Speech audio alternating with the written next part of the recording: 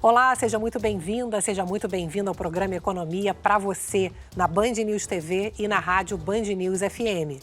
A posse de Donald Trump como presidente dos Estados Unidos inaugura uma nova fase para a economia mundial. Os Estados Unidos viram as costas para o mundo, abandonando organismos e acordos multilaterais. Quais são os riscos e também as oportunidades para a economia brasileira? O meu convidado é Lucas Ferraz, coordenador do Centro de Estudos de Negócios Globais da Escola de Economia de São Paulo, da FGV, e ex-secretário de Comércio Exterior do Ministério da Economia. Lucas, obrigada por ter vindo, prazer. Prazer, Juliana, estar aqui com você. Lucas, queria começar do começo, que é a gente entender, como eu coloquei ali, os Estados Unidos abandonando um papel de liderança global dos organismos e acordos desde o fim da Segunda Guerra. Historicamente, os Estados Unidos talvez tenham um perfil mais isolacionista do que multilateral, mas já há muito tempo, a minha geração, a anterior dos meus pais, dos meus avós, certamente crescemos com essa visão de um país líder global, e com a responsabilidade moderadora. Isso vem se esvaindo, tanto agora culminando com a vitória pelo segundo mandato de Donald Trump. Por que esse sistema multilateral ele não serve mais aos Estados Unidos? Essa é uma pergunta muito interessante, né, Juliana? E também de uma resposta, vamos dizer, que não é uma resposta simples, né? Existem aí vários fatores que vêm contribuindo, né, para essa percepção, para esse descolamento, né, gradual, esse distanciamento gradual dos Estados Unidos do sistema multilateral, né, baseado em regras, o sistema que foi criado, né, no pós-Segunda Guerra. Eu vou focar aqui em alguns aspectos que eu entendo que são relevantes, sobretudo para entender, ao final, exatamente o que vem acontecendo com a questão comercial, que é uma das principais questões que tem sido levantada nos últimos dias, né, que foi objeto também, digamos, prioritário na campanha do presidente Trump, com respeito à guerra comercial, né, propriamente dita.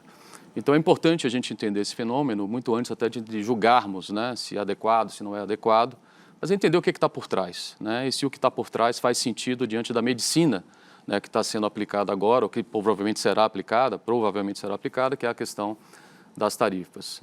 O que a gente vem observando, sob o ponto de vista americano, né, do comportamento da economia americana, como eu disse, um distanciamento dessas instituições, muito em função também do resultado que essas instituições vêm mostrando, né, vêm apresentando nas últimas décadas, né? Então, se a gente citar, por exemplo, o caso da OMC, a Organização Mundial do Comércio, ela já é fonte de insatisfação, né, para o governo americano, muito antes até do Trump 1, né, do primeiro mandato do presidente Trump, né? A gestão Obama já dava sinais claros de insatisfação com relação às regras da OMC, né, sobretudo a questão do seu órgão de apelação, né, o comportamento desse órgão de apelação, a questão da jurisprudência, né, que era criada, né, na análise dos casos, a própria dispersão de temas, né, que hoje é colocada também na Organização Mundial do Comércio. Eu tive a oportunidade já de participar de vários debates, né, no âmbito da OMC, de vários fóruns que são feitos anualmente. E hoje em dia a gente tem a percepção que o que menos se discute na OMC é comércio propriamente dito, né, e ela foi invadida por outros temas que pouca relação tem com o comércio propriamente dito. Com interesses geopolíticos. Exato. Então, se você, não que essas questões não sejam importantes, mas é importante também a gente ter a dimensão da razão precípua pela qual essas instituições foram criadas.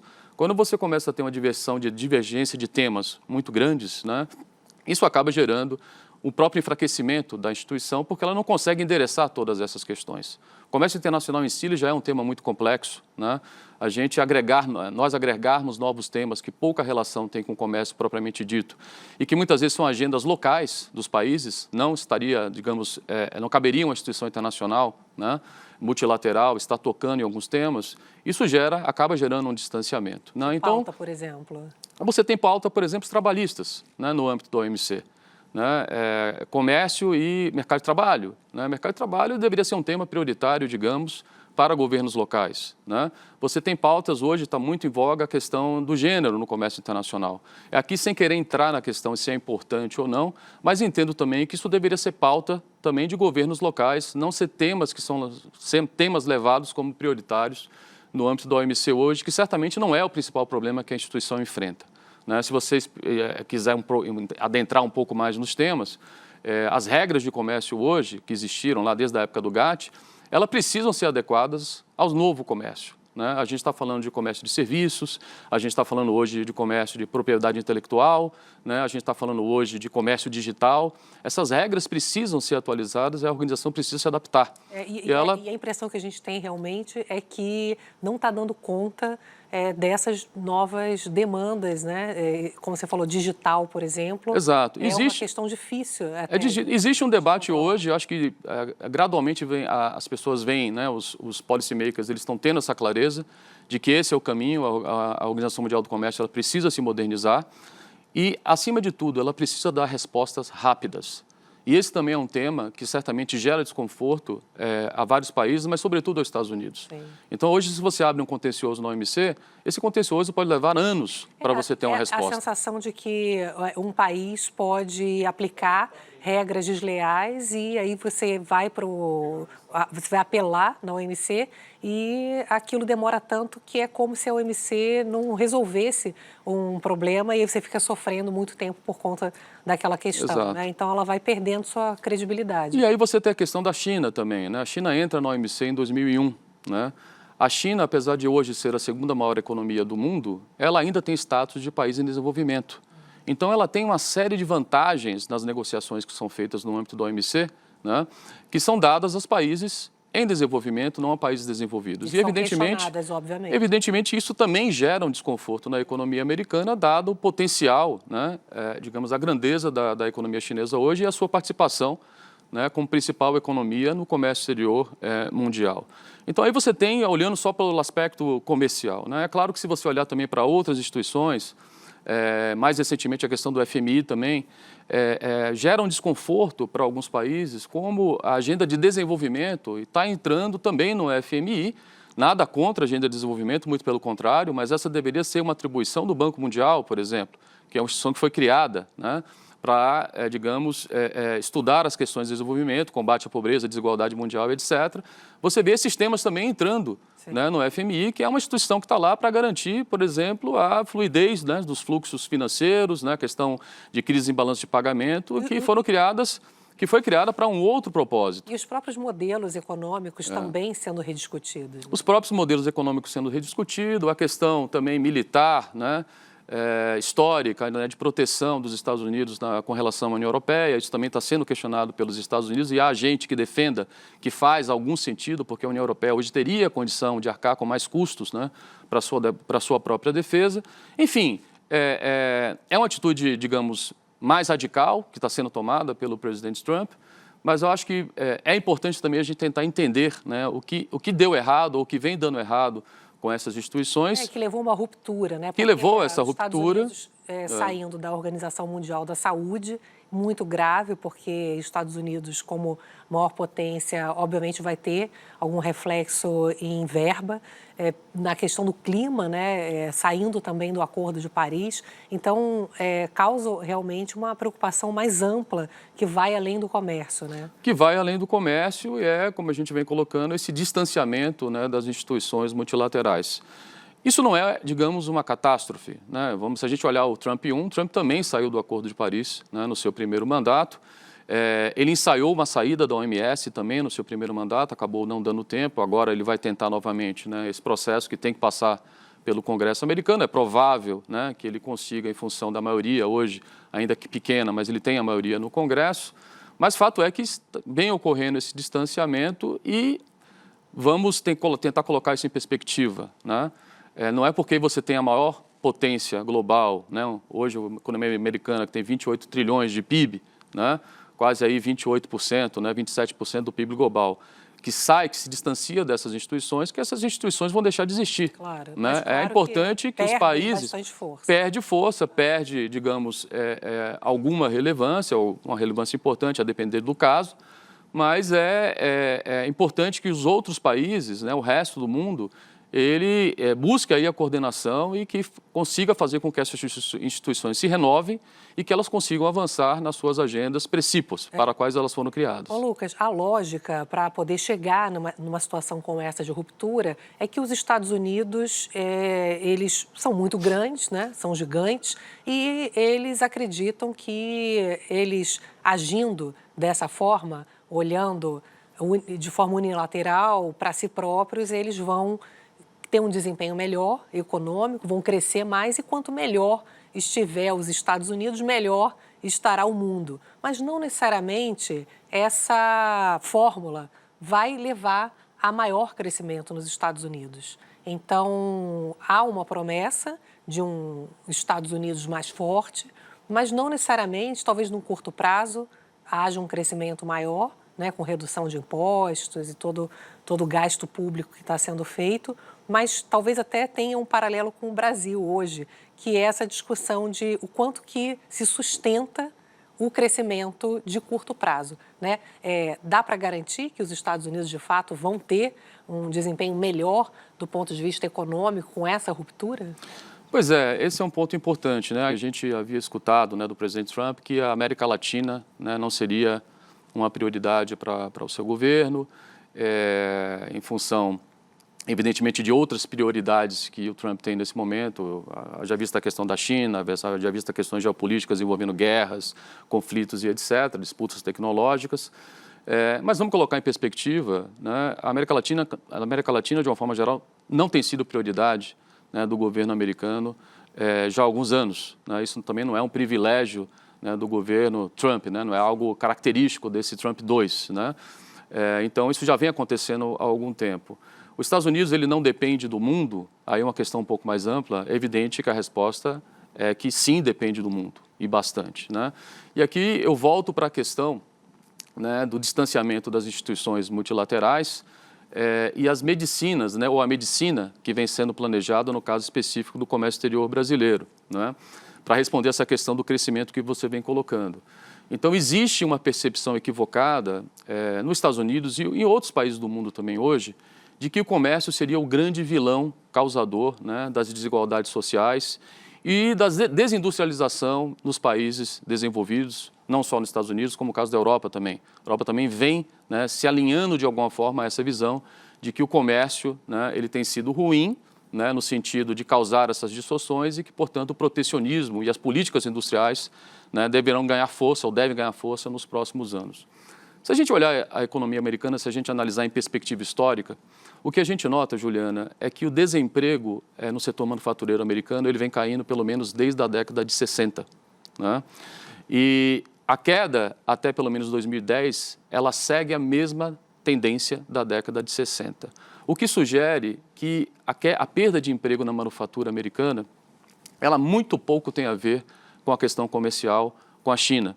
Inclusive, alguns estudos já mostraram que de cada 10 empregos que foram perdidos na manufatura americana nos últimos anos, talvez 3 ou 4 empregos, ou até menos do que isso, né, dependendo do estudo, mas vamos lá, até 4 no máximo, teriam sido resultado do comércio com a China em algumas regiões específicas dos Estados Unidos. Né?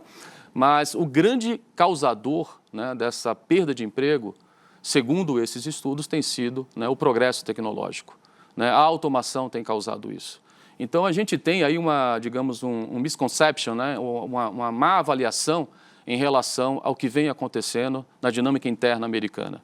Né? É evidente que o Trump ele conseguiu dar forma a essa questão e falou, olha, a questão aqui que nós temos, que está causando todo esse problema, se chama China. Porque é muito mais fácil, né, você designar um inimigo comum do que você tentar explicar algo que é altamente complexo, né, para a sociedade americana. Mas fato é que os estudos mostram isso. Tanto é que no Trump 1, quando houve um aumento de tarifas, né, em relação à China e em relação a alguns países também do resto do mundo, como foi o próprio caso do Brasil, na questão do alumínio e do aço, mas sobretudo na China, onde a tarifa americana foi elevada de uma média de 3% até 21%, vários estudos que saíram depois, em jornais bem publicados de economia, mostraram que, na verdade, foi uma política contraproducente para a economia americana. Não houve aumento de emprego na manufatura em função das tarifas, né, houve perda de competitividade da indústria americana, as exportações manufatureiras caíram cerca de 8% nos Estados Unidos em função das políticas e, mais importante, não foram os países exportadores que pagaram a conta, né, como vem sendo dito muitas vezes pelo presidente Trump. Né? Na minha visão, o presidente Trump ele está mal assessorado. Né? Na verdade, os estudos mostram que a conta foi paga pelo consumidor americano. Né? Então, o repasse da tarifa foi 100%, né, pago pelo consumidor americano. Não teve nenhuma queda de preço internacional em função do aumento tarifário.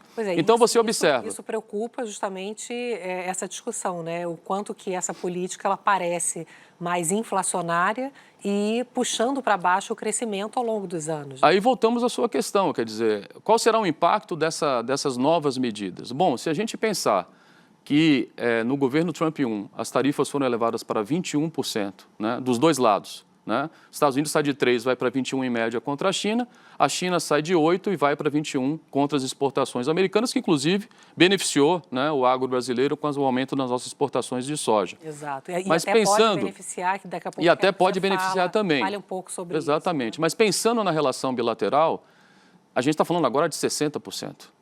Né? Se com 21%, né, houve uma queda de 8% nas exportações industriais americanas, qual será a queda com 60%? Pois é, vocês têm um será cálculo, muito né, maior. lá né? no Centro de Negócios Globais. Se houver essa taxação de 60% da China, qual é o impacto disso em PIB chinês, que é importante, que é o nosso principal parceiro comercial, e o PIB americano, que é nosso segundo maior parceiro comercial, né? Pois a questão toda vem assim, no entendimento, né, de qual será a magnitude, né, desses movimentos tarifários que o presidente Trump declarou na época da campanha. A gente sabe que campanha é uma coisa, né, quando você assume o governo, a realidade é outra, você tem pressões, né, internas dentro do próprio governo, você tem pressões do setor privado, os lobbies todos entram em ação. Né? Então, há uma dúvida, há uma incerteza muito grande sobre o grau dessas medidas. Né? Mas, se houver, de fato, uma guerra comercial nessa magnitude, 60% para ambos os lados e 10% a 20% de tarifa de importação para o resto do mundo, como já foi falado, evidentemente que o resultado seria ruim, né? Não só para os Estados Unidos, também para a China, como para o mundo como um todo.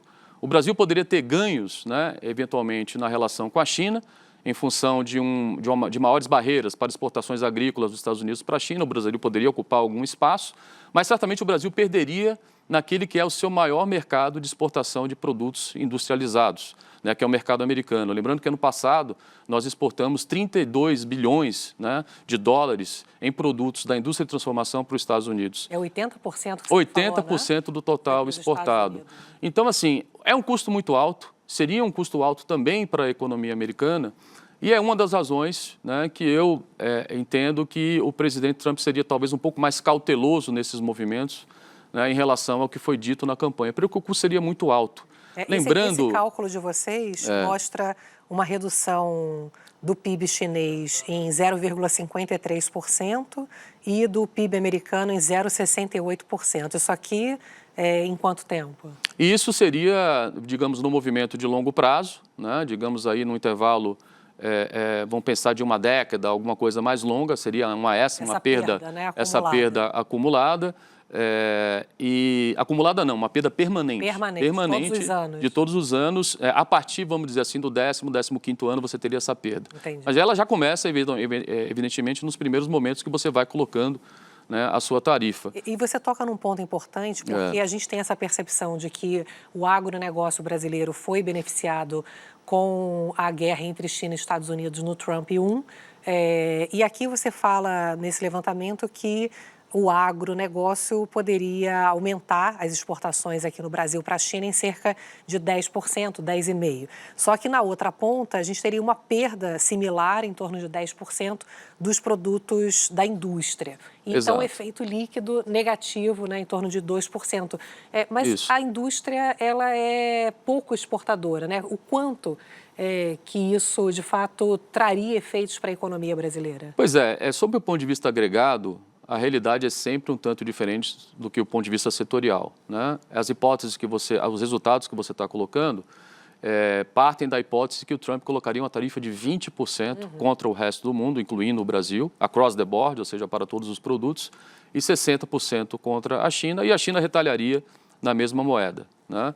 Então, isso geraria ganhos e perdas setoriais para o Brasil, um ganho evidente na questão do agro, né? Exportações de agro mais fortes para a China, um ganho ao redor de 10,2%, e perdas da indústria de transformação, com relação às nossas exportações para os Estados Unidos, da ordem de 10% também. Então, se você olhar sob o ponto de vista setorial, isso é significativo, né? Mas como a participação do Brasil, no final das contas, no comércio exterior, é uma participação pequena, isso tem um impacto muito pequeno no PIB brasileiro. E mesmo nas exportações globais, a gente estima uma perda de exportação, uma queda de exportação num cenário desse, digamos que é um cenário realmente muito agressivo, né? Eu não acredito, de fato, que o Trump vá chegar, né, a uma guerra comercial dessa magnitude, porque, de novo, seria ruim para o próprio Estados Unidos, mas um impacto aí da ordem de 2,5% de queda de exportação, nada catastrófico, né, para o Brasil, e para o PIB brasileiro também é algo muito pequeno, quase 0%. Não teria impacto, digamos, para o PIB brasileiro. Talvez seja importante, então, a gente olhar, claro, as perdas precisam ser trazidas, né, mas também as oportunidades, que justamente o fato de que a gente tem um impacto pequeno, porque, infelizmente, somos pouco abertos ao mundo, fazemos poucas trocas com o mundo. A gente poderia ter um PIB potencial, uma distribuição de riqueza, de renda muito mais ampla se estivéssemos mais agregados a essas cadeias produtivas, né? A gente está, nesse momento, com uma oportunidade. Eu sei que tem um risco ainda dos BRICS, né?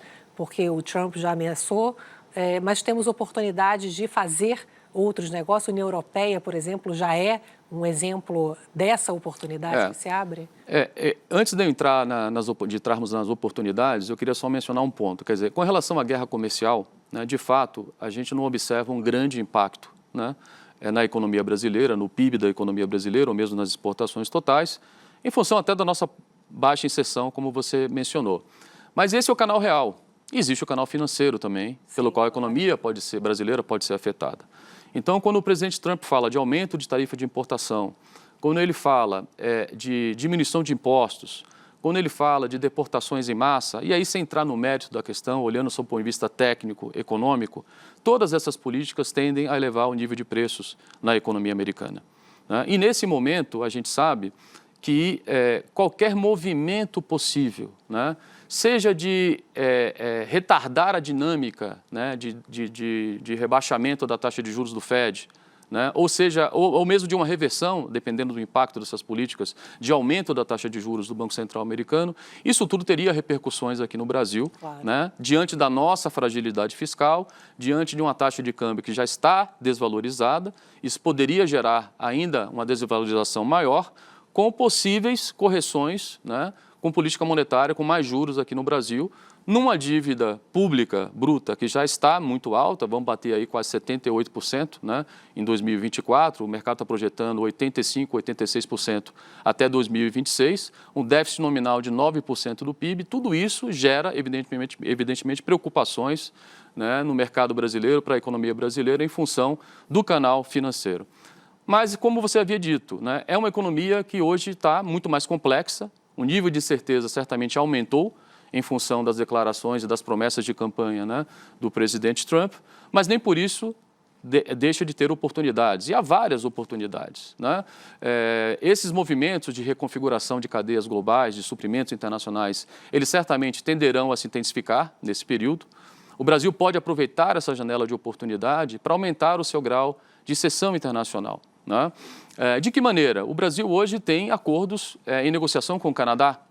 O Brasil tem um acordo bilateral negociado com o México, basicamente de produtos automotivos, que poderia ser ampliado, e no momento em que esses países têm certamente o seu apetite aumentado por novas negociações comerciais, às vistas ameaças também que eles estão sofrendo, né, de retaliações comerciais dos Estados Unidos. Então, eles também estão buscando novos parceiros comerciais. E eu diria mais, eu diria que o Brasil já se beneficiou desse novo cenário complexo com a renegociação do acordo Mercosul-União Europeia. Certamente, do lado europeu, o apetite por fechar essa negociação, essa nova negociação que foi aberta no governo Lula, teve muito a ver com a presença do governo Trump, né, do presidente Trump, no governo dos Estados Unidos. Né? Esse aumento de percepção de risco, né, de imposição de tarifas, fez com que a União Europeia também buscasse diversificar o seu comércio internacional com a abertura de novos mercados, beneficiando o Brasil. Então, existe aí uma série de possibilidades. Também o acordo Mercosul-EFTA, que foi fechado em 2019, o EFTA é aquela região muito rica, né, um PIB per capita muito alto na União Europeia. Nós estamos falando de Suíça, Noruega, Liechtenstein, Islândia, que é um acordo que já está negociado e que também poderia ser internalizado, né, pelo Mercosul, beneficiando, diversificando mais o comércio brasileiro e abrindo novos mercados. Então, temos aí vantagens interessantes, né, que o Brasil poderia estar também buscando, né, digamos assim. Tá certo. Lucas, esse assunto aí eu já quero marcar a sua volta, porque o Lucas lançou recentemente um livro junto com o Emanuel Ornelas e João Paulo Pessoa, chamado Política Comercial no Brasil, Causas e Consequências do Nosso Isolamento. Então, tem muita coisa boa ainda para a gente falar sobre oportunidades, né? Desafios certamente aumentam com Trump na presidência dos Estados Unidos, mas, como a gente sempre fala que tem o holograma chinês, né, que fala que o desafio também pode ser oportunidade, né? Então, quem sabe a gente não consiga fazer do limão uma limonada, né, Lucas? Perfeito. Os desafios são grandes, né? A agenda ambiental, lembrando que temos a COP30 esse ano no Brasil, em novembro, e certamente a decisão do presidente Trump, né, também de sair do Acordo de Paris, ainda que não seja a primeira vez, é a segunda vez. Isso, de alguma forma, é má notícia, né, para a agenda ambiental brasileira. O governo atual está muito empenhado, né, em fazer avançar essa agenda e com algumas razões, até porque o Brasil ele tem vantagens comparativas naturais, né, potencial enorme, né, de energia renovável. Então, é uma agenda realmente que é importante para o país e que, nesse momento, né, com a saída dos Estados Unidos, isso gera certamente, né, é má notícia, né? Gera uma mácula aí, digamos, né, nas pretensões brasileiras, né, de tornar o Brasil uma referência nessa agenda. Tá certo. Lucas Ferraz, muito obrigada por você ter vindo aqui no Economia para você. Muito obrigado, Juliana, um prazer enorme. Obrigada a você que está aqui comigo, sempre, toda semana, Economia para você. A gente se vê semana que vem. Tchau. Você ouviu Economia para você, na Band News FM.